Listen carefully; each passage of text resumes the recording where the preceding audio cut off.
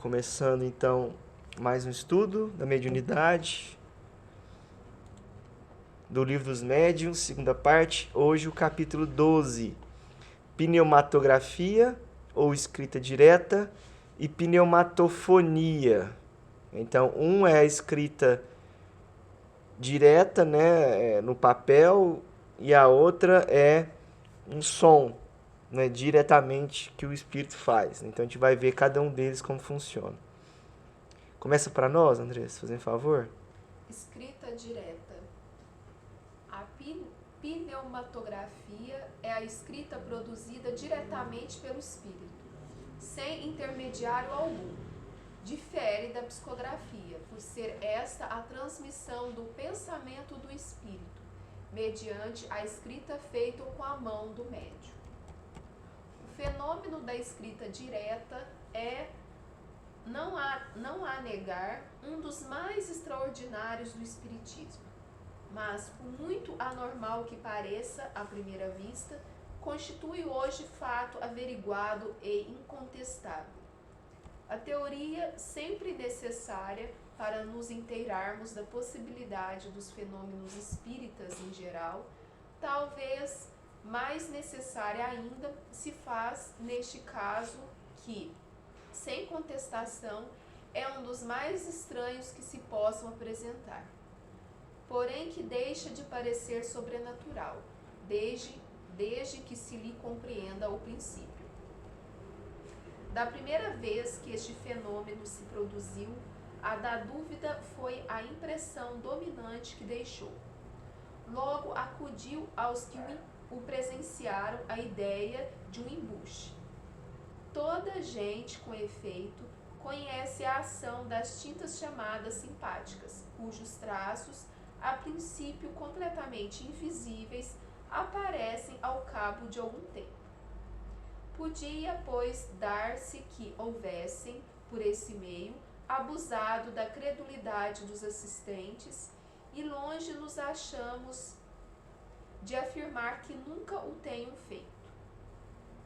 Estamos até convencidos de que algumas pessoas, seja com intuitos mercantis, seja apenas por amor próprio e para fazer acreditar nas suas faculdades, hão empregado o subterfúgio. Que a escrita direta é você colocar lá o papel em cima da mesa e parecer alguma coisa escrita. Não precisa nem de uma caneta se movimentar, né? Simplesmente a tinta, vamos dizer assim, a tinta aparece no papel ali, né? A mensagem aparece. Muitas pessoas colocam dentro de uma gaveta, tal. Mas aí é mais questão de a forma que se quer realizar. Mas ele fala assim que pode até ter pessoas que aproveitaram isso para fazer, por exemplo, tem aquelas tintas que só aparecem depois de um tempo, né? Algumas pessoas podem ter utilizado para fraudar, né, ou para abusar, né, da crença das pessoas. Mas é um efeito verdadeiro, né? Aconteceu muito. Entretanto, do fato de se poder imitar uma coisa, fora absurdo concluir-se pela sua inexistência. Nestes últimos tempos, não se há encontrado meio de imitar a lucidez sonambúlica ao ponto de causar ilusão? Mas por que esse processo de escamoteação se tem exibido em todas as feiras, dever-se-á concluir que não haja verdadeiros sonâmbulos? Por que certos comerciantes vendem vinho falsificado? Será uma razão para que não haja vinho puro? O mesmo sucede com a escrita direta.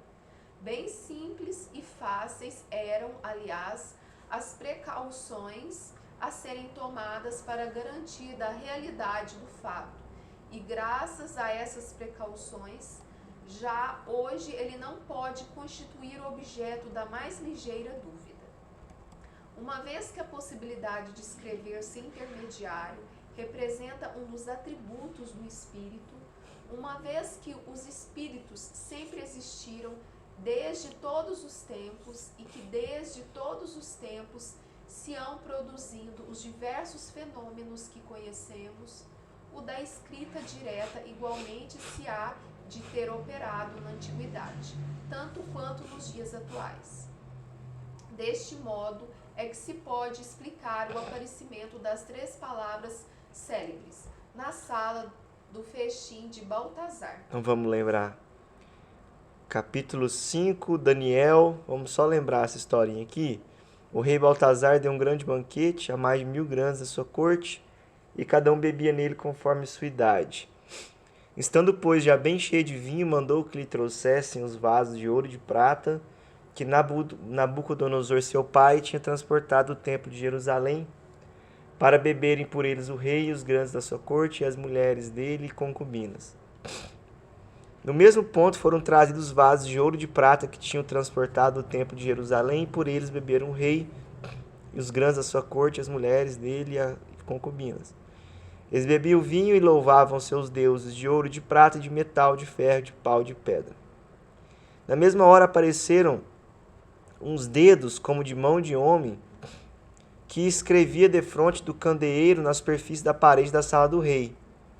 E o rei via os movimentos das juntas dos dedos da mão que escrevia. Então o semblante do rei se mudou, seus pensamentos o perturbavam. E as juntas dos seus rins se relaxaram e os seus joelhos batiam um no outro. O rei, pois, deu um grande grito, ordenando que fizessem entrar os mágicos, os caldeus e os agoureiros. E falando o rei, disse aos sábios de Babilônia: todo o que ler essa escritura e me fizer manifesta a sua interpretação, será vestido de púrpura e trará um colar de ouro ao pescoço e será o terceiro no meu reino. Então, depois de terem entrado todos os sábios do rei à sua presença, não puderam nem ler essa escritura, nem dar ao rei a sua interpretação. Por cujo motivo ficou o rei Baltazar em grande maneira perturbado, e o seu rosto se mudou, e os grandes da sua corte se achavam também sobressaltados. Mas a rainha, movida do que tinha acontecido ao rei e aos grandes que estavam ao pé dele, entrou na sala do banquete, falando-lhe, disse: ó rei, vive eternamente. Não te turbem os teus pensamentos, nem se mude o teu rosto. No teu reino há um homem que tem em si o espírito dos deuses santos, e nos dias de teu pai se acharam nele a ciência e a sabedoria. Por isso, até o rei Nabucodonosor, teu pai, o constituiu príncipe dos mágicos, dos encantadores, dos caldeus e dos algoreiros. Teu pai, digo ao rei, o constituiu acima de todos eles. Por que um espírito superior aos outros, e prudência, inteligência, interpretação de sonhos, declaração de segredos e solução de dificuldades, tudo se achou nele, isto é, em Daniel, a quem o rei pôs o nome de Baltazar. Agora, pois, chama-se Daniel, e ele interpretará esta escritura. Logo à presença do rei foi introduzido Daniel, ao qual, falando em primeiro lugar, o rei disse: és tu, Daniel, um dos cativos dos filhos de Judá, que o meu rei, meu pai, trouxe da Judéia? Ouvi dizer de ti que tens o espírito dos deuses, que em ti se achou mais ciência, inteligência e sabedoria do que em algum outro. O Daniel era um dos profetas, né, da época de Moisés, que previu, né, várias coisas, né, que inclusive tem o Apocalipse de Daniel, né? E agora entraram à minha presença mágicos sábios para lerem esta escritura e me darem a interpretação dela, e não puderam decifrar o sentido daquelas palavras. Mas de ti ouvi eu dizer que tu podes interpretar as coisas escuras e desembrulhar as implicadas. Se tu logo podes ler essa escritura e dar-me a sua interpretação, tu serás vestido de púrpura e trarás um colar de ouro à roda do teu pescoço, e serás o terceiro dentre os príncipes no meu reino. Lembrando que Daniel é João Evangelista, né? Daniel, respondendo a isso, disse ao rei em sua presença: as tuas dádivas sejam para ti, e dá as honras da tua casa a outro. Eu, pois, te lerei ao rei essa escritura e farei patente a sua significação. Não quis nada para ele, né? Daniel, né? Relembrando o Chico, né? O Deus Altíssimo, ó rei, deu a Nabucodonosor, teu pai, o reino, e a grandeza, a glória e a honra. E por causa desse grande poder que lhe tinha dado, todos os povos, todas as tribos e todas as nações de qualquer língua o respeitavam e tremiam diante dele. Aos que queria matava, e aos que queria feria com castigo, e aos que queria exaltava, e aos que queria os abatia. Porém, depois que o seu coração se elevou e o seu espírito se confirmou na soberba, ele foi deposto do trono de seu reino e lhe foi tirada a sua glória. E foi lançado da sociedade dos filhos dos homens, e até o seu coração ficou sendo como dos brutos, e a sua habitação era com os asnos montezinhos, comia também feno como boi, e o teu corpo foi molhado do orvalho do céu, até que reconheceu que o Altíssimo tem um poder soberano sobre os reinos dos homens, e que levantará sobre o trono a quem muito quiser. E tu, Baltazar, que és seu filho, também não humilhaste o teu coração, sendo que sabia todas essas coisas. Antes, pelo contrário, te elevaste contra o dominador do céu, e tu fizeste vir para diante de ti os vasos de sua casa, e bebeste por eles do vinho, tu e os grandes da tua corte. Peraí.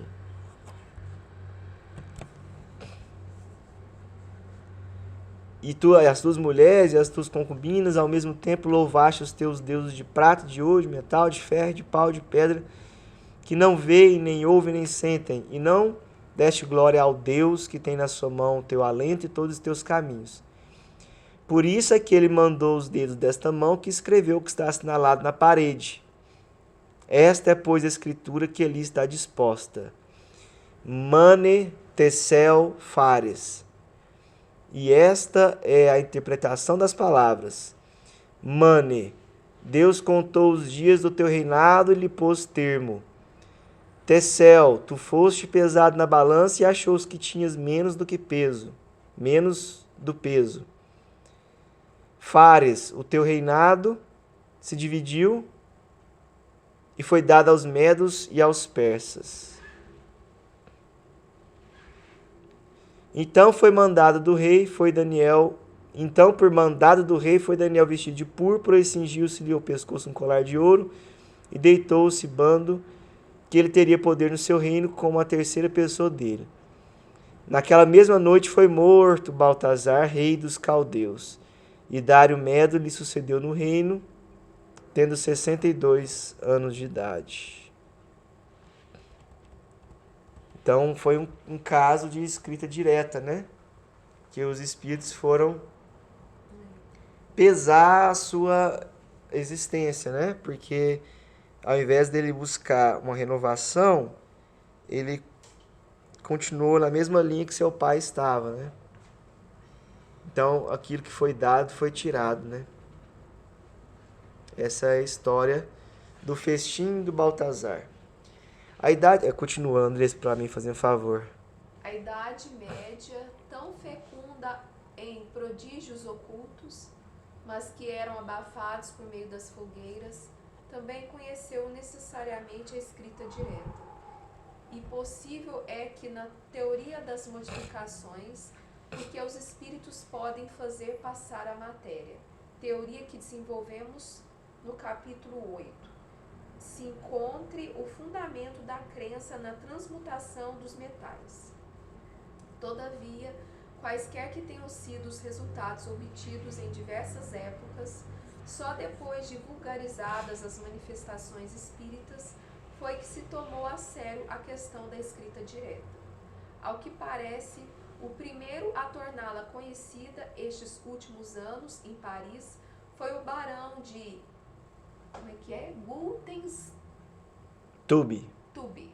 Guldenstube, que publicou sobre o assunto uma obra muito interessante, com um grande número de facsímiles das escritas que obteve.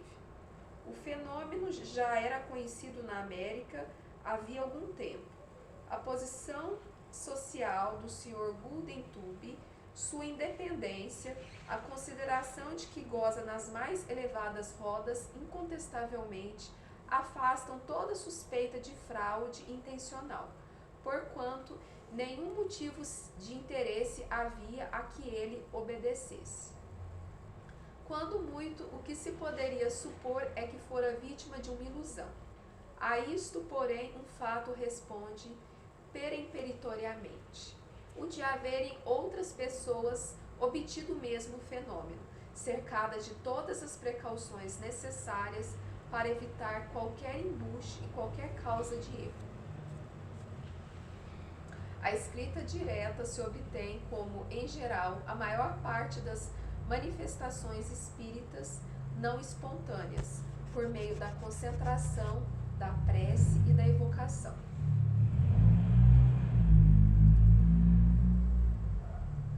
Tem-se produzido em igrejas, sobre túmulos, no sopé de estátuas ou imagens de personagens evocadas.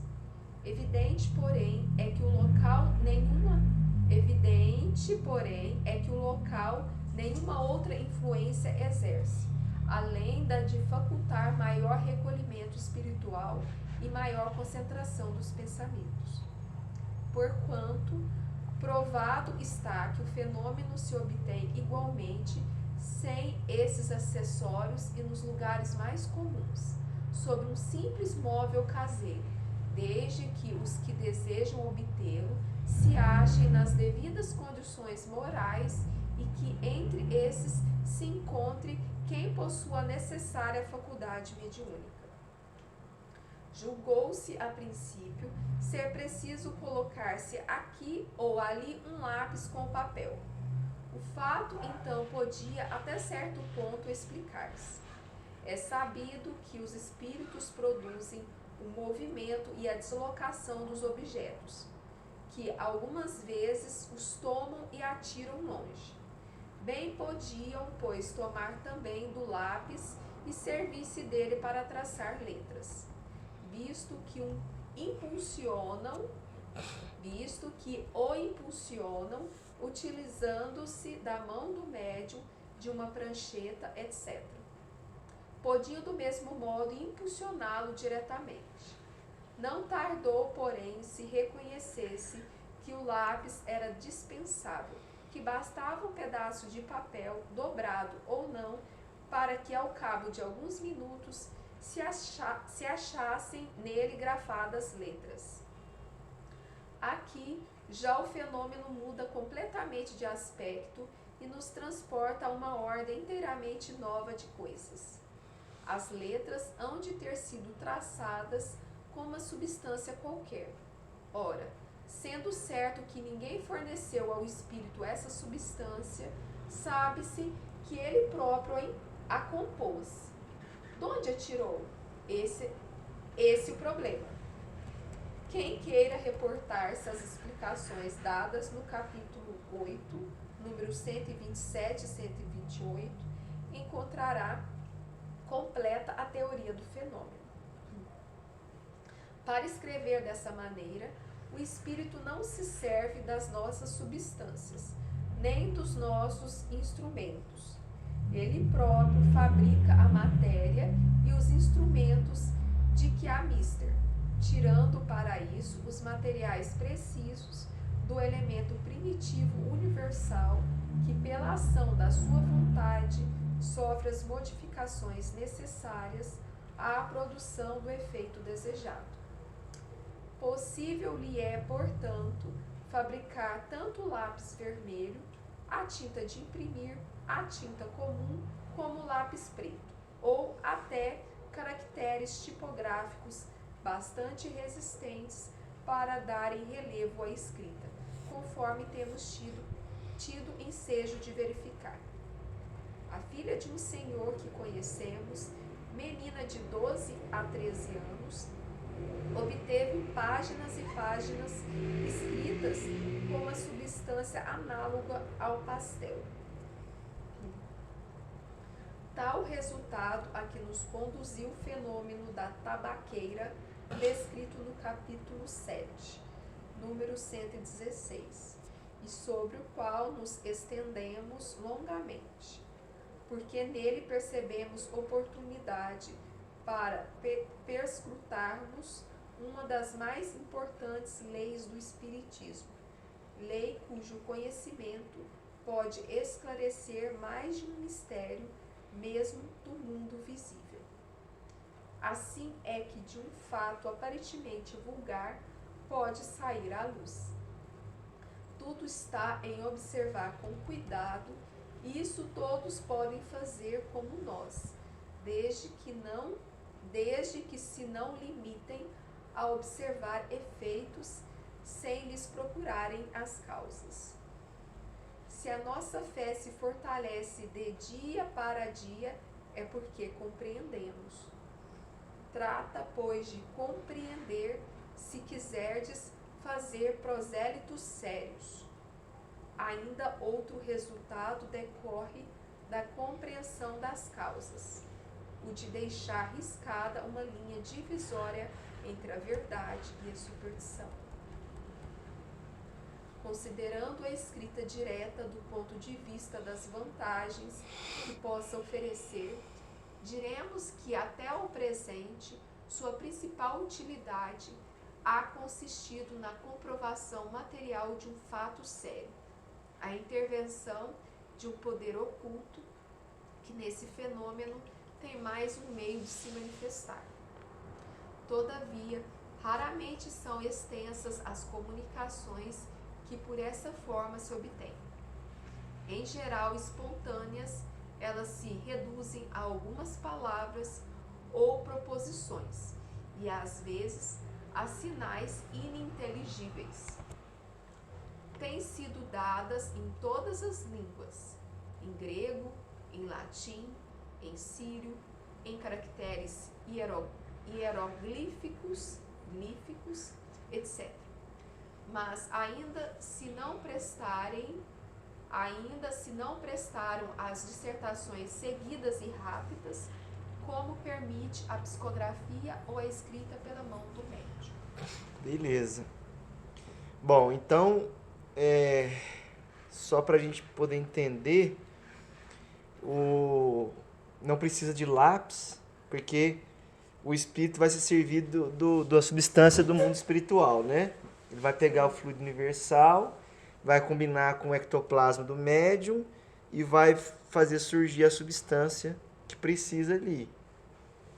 Então, só que é mais para comprovar mesmo, né, a existência, a influência do espírito, a existência do espírito, do mundo espiritual.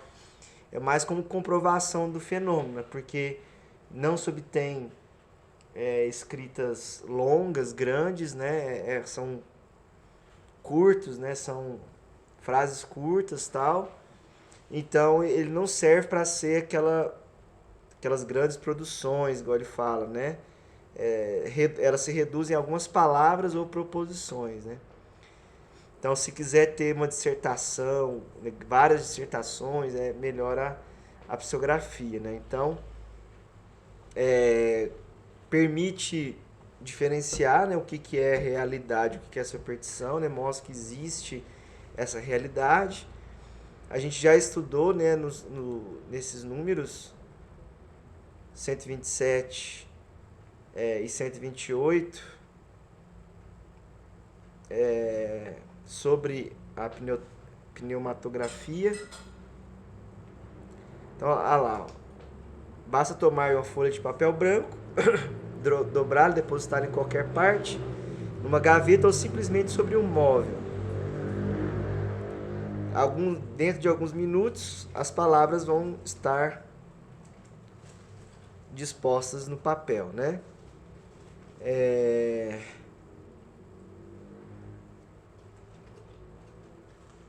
O que mais que ele fala aqui?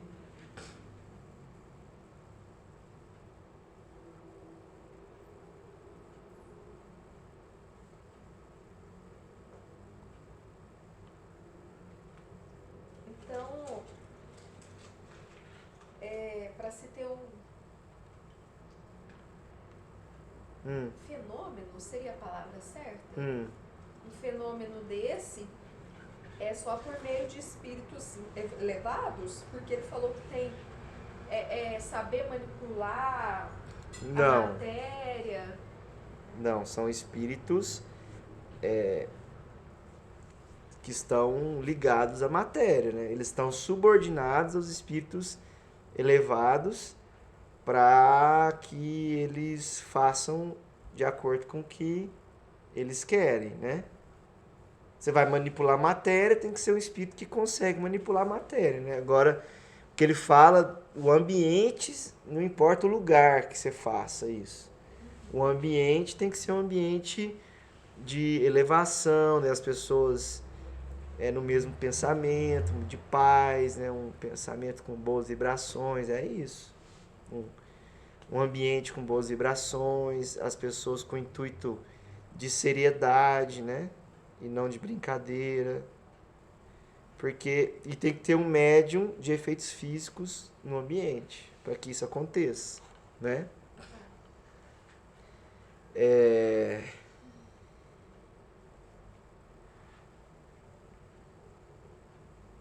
Alguém tem alguma dúvida com relação a... Porque assim, ele fala mais sobre... Ele faz mais um resumo, né, sobre o fenômeno e qual que é a importância dele, né?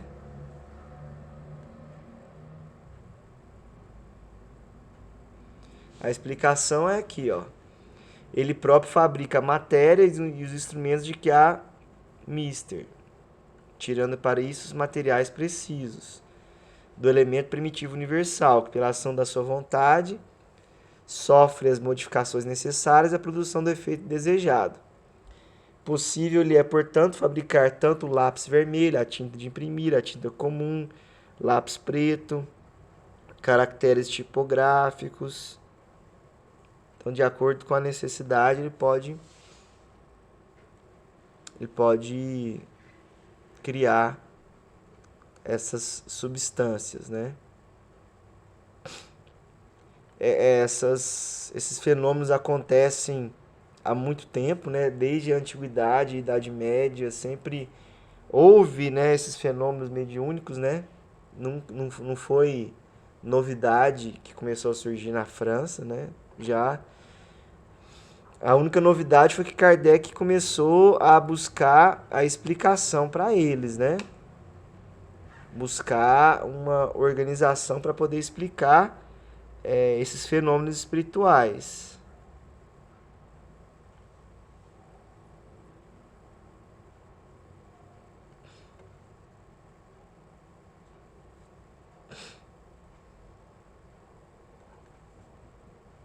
Em geral espontâneas, elas se reduzem a algumas palavras ou proposições. Têm sido dadas em todas as línguas, em grego, em latim, em sírio, em caracteres hieroglíficos, etc. Mas ainda não se prestaram a dissertações seguidas e rápidas, como permite a psicografia ou a escrita pela mão do médium. Tem alguma dúvida, gente? Não, é bem tranquilo, né? Porque assim, como já foi estudado o modo que os espíritos conseguem produzir, né, essa substância material, a gente viu lá nos efeitos físicos, né? Mas basicamente ele pega o fluido universal, né, da espiritualidade, combina com o fluido do médium e forma a substância que ele precisa, né? Resumidamente.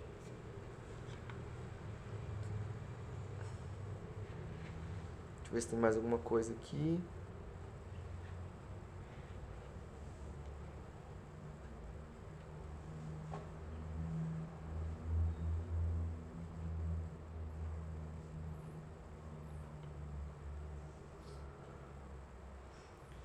Pneumatofonia.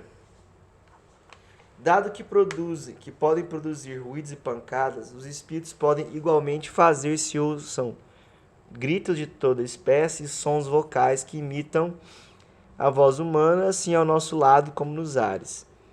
A este fenômeno é que damos o nome de pneumatofonia.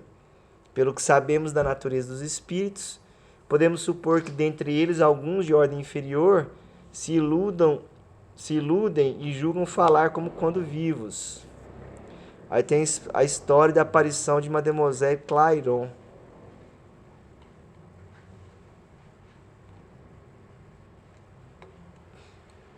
Vamos ler aqui a história. Essa história fez muita alarido em seu tempo pela posição da heroína e pelo grande número de pessoas que a testemunharam. Não obstante sua singularidade, estaria provavelmente esquecida se a senhorita Clairon não a tivesse consignado em suas memórias, de onde extraímos o relato que vamos fazer. A analogia que apresento com alguns fatos que se passam em nossos dias dá-lhe um lugar natural nesta coletânea. Como se sabe, a senhorita Clairon era tão notável por sua beleza quanto por seu talento, quer como cantora, quer como atriz trágica. Havia inspirado um jovem bretão, o Sr. de S., uma dessas paixões que por vezes decidem uma vida, quando não se tem bastante força de caráter para triunfar. A senhorita Clairon respondeu somente com amizade.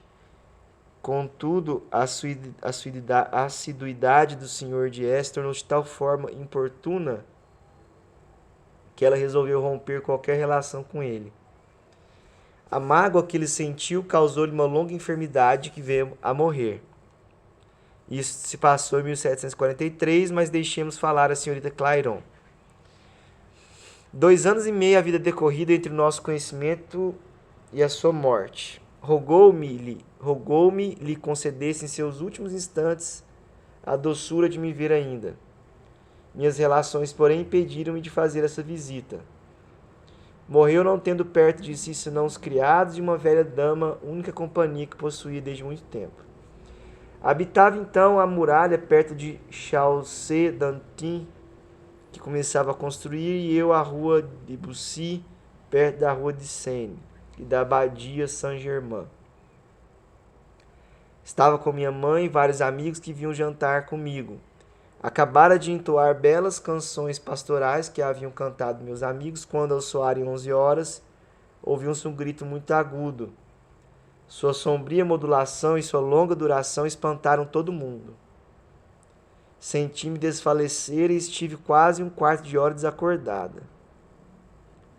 Todos de minha família, meus amigos, meus vizinhos, a própria polícia ouviram o mesmo grito, sempre à mesma hora, partindo invariavelmente de sob as minhas janelas, parecendo sair vagamente do ar.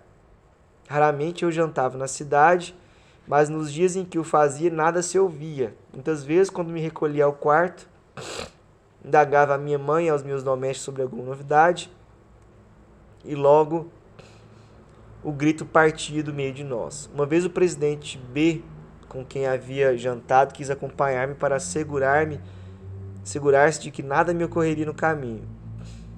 Quando à minha porta me desejava boa noite, o grito partiu de entre nós. Assim, como toda Paris, ele sabia dessa história, entretanto foi posto em sua carruagem mais morto que vivo. Estou assustado. Outra vez pedi ao meu camarada Roseli que me acompanhasse à rua Saint-Honoré, ou Saint-Honoré, para escolher tecidos. O único assunto de nossa conversa foi meu fantasma, é assim que o chamava. Cheio de espírito e nada acreditando esse rapaz a despeito disso, ficara impressionado com a minha aventura. Insistia para que eu evocasse o fantasma, prometendo-me que nele creria se me respondesse. Fosse por fraqueza ou por audácia, fiz o que ele pedia. O grito foi ouvido 3 vezes, terrível por seu estrépito e rapidez. Ao retornar, foi necessário o auxílio de todos da casa para tirar-nos da carruagem onde estávamos desacordados. Depois dessa cena, fiquei alguns meses sem nada ouvir. Julgava-me livre para sempre, mas me enganava. Todos os espetáculos haviam sido transferidos para Versalhes para o casamento do Delfim. Tinham-me arranjado um quarto na Avenida Saint-Cloud e eu ocupava com a senhora Grandval. Às 3 horas da manhã eu lhe disse: estamos no fim do mundo, seria muito difícil que o grito nos viesse surpreender aqui. Mal acabaram de falar e o grito estalou. A senhora Grandval acreditou que o inferno inteiro estava no quarto. Usando camisola, correu à casa de alta a baixo, onde, aliás, ninguém pôde pregar os olhos durante a noite. Pelo menos foi a última vez que o ouvimos. 7 ou 8 dias após, conversando com os membros de minhas relações pessoais, a badalada das 11 horas seguiu-se um tiro de fuzil dado em uma das minhas janelas. Todos ouvimos o tiro e vimos o fogo, contudo a janela nenhum dano sofrera. Concluímos todos que queriam minha vida, que haviam errado o alvo e que seria necessário tomar precauções com vistas ao futuro. O senhor de Marville, então tenente de polícia, mandou visitar as casas em frente à minha. A rua encheu-se de toda sorte de espiões possíveis. Porém, por mais cuidados que se tomassem, durante 3 meses inteiros, e sempre à mesma hora, o tiro foi visto e ouvido na mesma vidraça, sem que ninguém jamais tenha podido saber de onde partira. Esse fato foi constatado nos registros da polícia. Acostumada ao meu fantasma, na verdade um pobre diabo que se prestava a pregar peças, não prestei atenção à hora.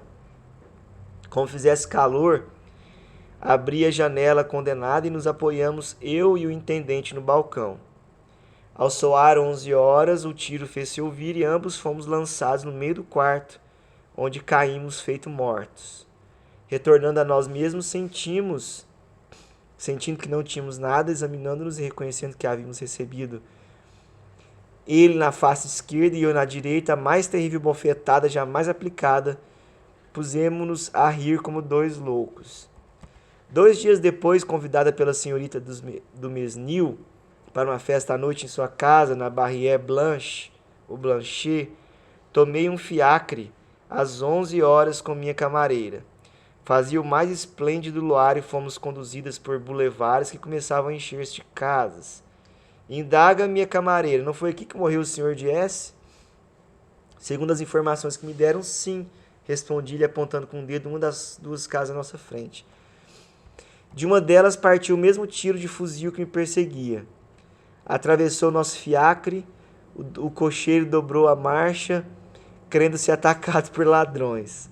Chegamos à festa, mal refeitos do susto de minha parte, tomada por um terror que, confesso, guardei por muito tempo. Mas com arma de fogo, essa proeza foi a última. A explosão sucedeu um bater de palmas, com certo compasso e repetição. Esse ruído ao qual a complacência do público me havia acostumado não foi percebido por mim durante algum tempo, mas meus amigos o notaram. Temos espiado, disseram-me eles, é às 11 horas, quase à vossa porta, que ele ocorre. Ouvimos, mas não vemos ninguém. Só pode ser a sequência do que antes experimentastes. Como o ruído nada tinha de terrível, não lhe guardei o tempo de duração. Não mais prestei atenção aos sons melodiosos que depois se fizeram ouvir. Parecia voz celeste a esboçar uma área nobre e tocante, prestes a ser cantada. Essa voz começava na encruzilhada de Bussy e acabava em minha porta.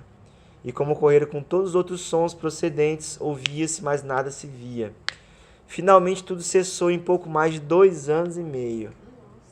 Algum tempo depois, a senhorita Clairon obteve, por intermédio da dama idosa, que tinha sido amiga devotada do Sr. de S., o relato de seus últimos momentos. Ele contava todos os minutos, quando às 10h30 seu lacaio veio dizer-lhe que a senhora decididamente não viria.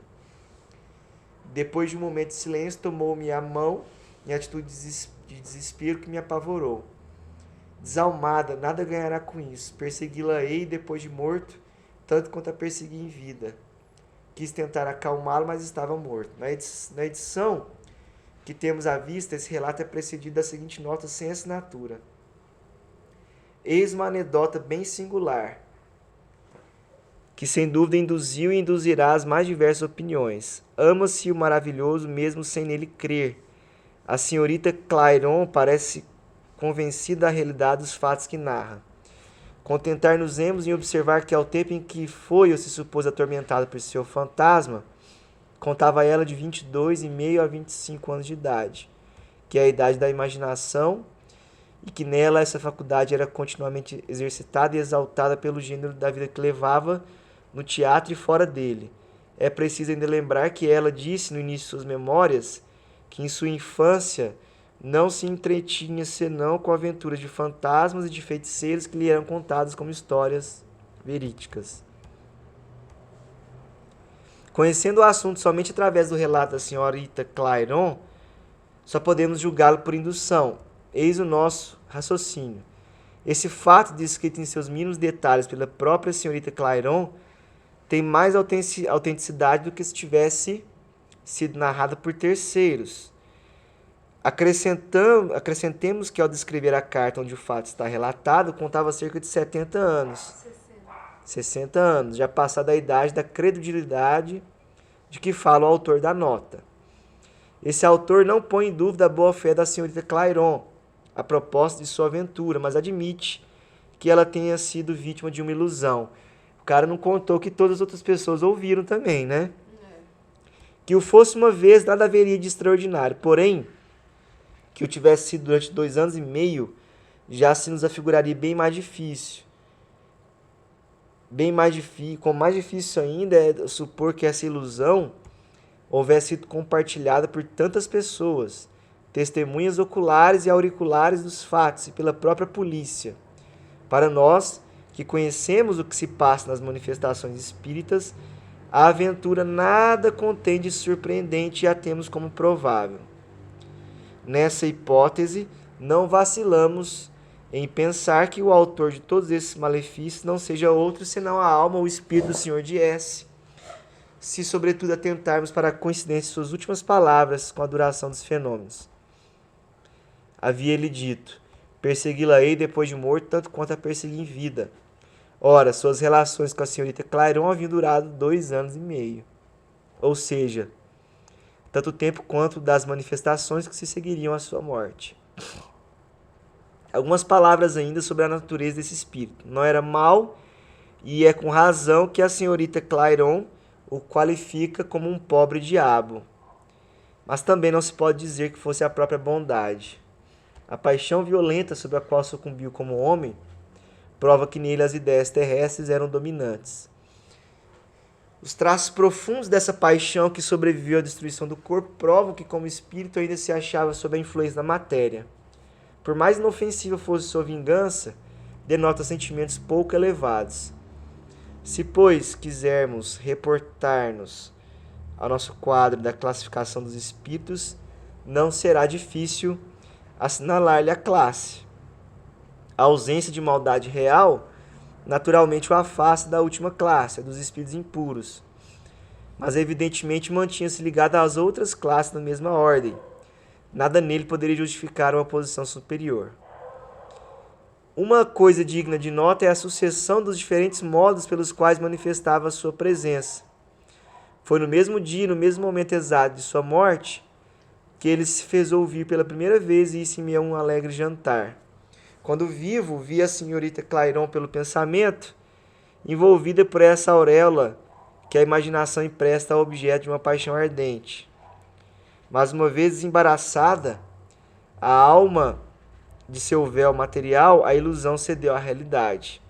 Lá está ele a seu lado e a ver cercada de amigos, tudo lhe excitando o ciúme. Por sua jovialidade e encanto, ela parece insultar o seu desespero, que se traduz por um grito de raiva repetido todo dia à mesma hora, como se a censurasse por se haver recusado de o consolar em seus últimos momentos. Aos gritos se sucedem os tiros, inofensivos é verdade, mas que no mínimo denotam uma raiva impotente e a intenção de perturbar seu repouso. Mais tarde, seu desespero toma um caráter mais sereno, retorna sem dúvida a ideias mais sadias, parecendo haver readquirido o domínio de si. Restava-lhe a lembrança dos aplausos de que ela era objeto, e ele os repete. Finalmente, diz-lhe adeus por meio de sons que lembravam o eco dessa voz melodiosa que em vida tanto o fascinara. E ela não se amedrontava, né? Desmaiou, né, na primeira vez, né, depois, né, falou ali que ela ficou desacordada 15 minutos, né, na primeira vez. E depois ela... Mas assim, desmaiou provavelmente pelo baque de não saber o que tá acontecendo. Foi como um chacoalhão ali na hora, assim, entendeu? Vai acostumando, né? Ué. Verdade, a gente vai acostumando. Uma coisa que eu não entendi que citou aí é que fala sobre ela, que ela tinha o costume de ficar criando coisas na mente, Quando jovem, se entretia com história de espíritos, de fantasmas. Quando jovem. Tá. Porque um dos autores lá das cartas quis falar que isso aí era imaginação dela, entendeu? por Por causa... isso que citou essa parte. É.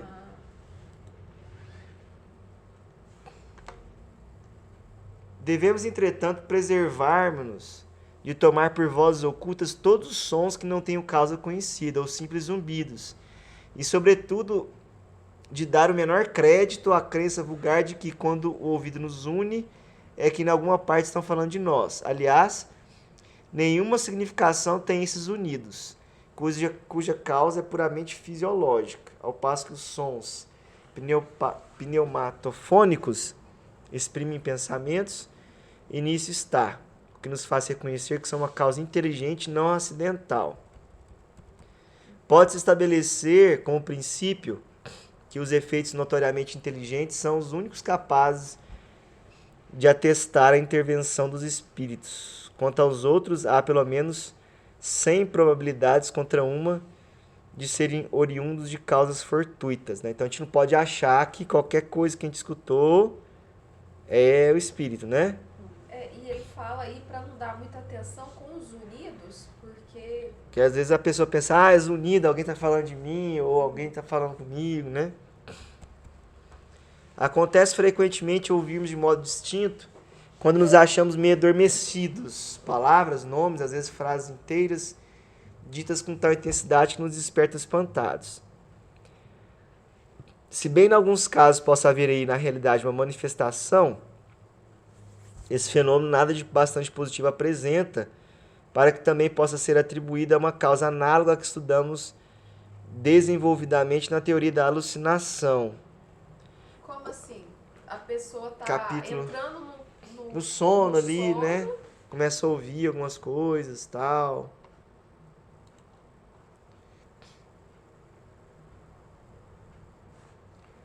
Basicamente é isso. Ele começa às vezes a ouvir, né?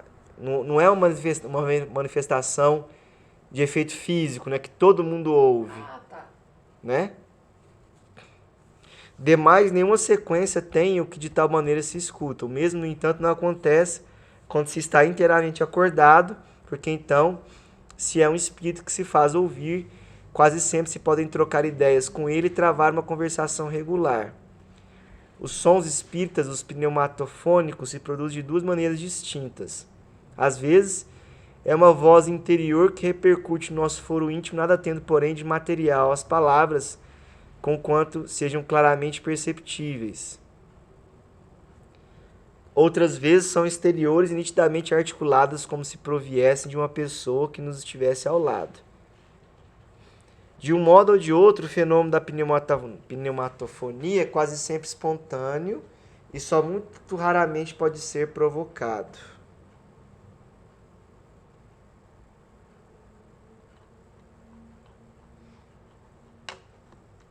E muito raramente pode ser provocado. Você pegar e tentar provocar esse fenômeno, né?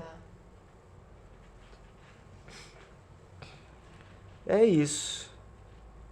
É mais para a gente entender como que funciona, né? A escrita direta, que é a pneumatografia, e a pneumatofonia, que é a voz direta, né? Um som, um grito, uma frase, uma palavra. É isso. Vamos então